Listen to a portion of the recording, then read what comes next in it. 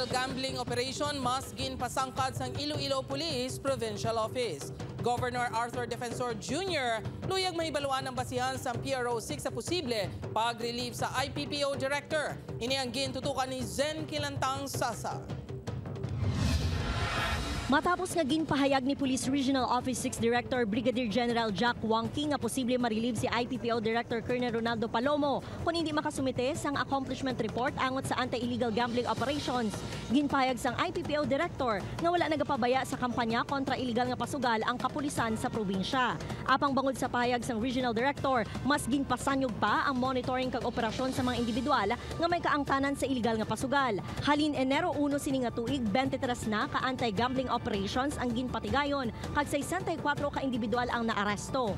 Sunod man kita sa directive sa aton nga regional director intensify sa aton gambling operations sa ang campaign nato. Recently may mga apprehensions na ang IPPO, and then by next week we will launch our Birada Semana intended to address illegal gambling and then illegal drugs. Luyag naman nga mahibaluan ni Iloilo Governor Arthur Defensor Jr. ang basehan sang PRO6 sa posible pag-relieve kay Palomo. Sunod sa gobernador, satisfied man ini sa performance sang IPPO Director.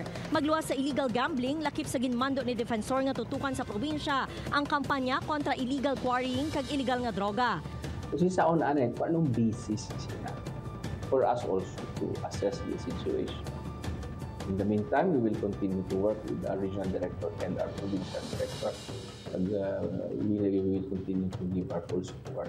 Upod kay Cirilo Renduque, Zen Kilantang Sasa, One Western Visayas.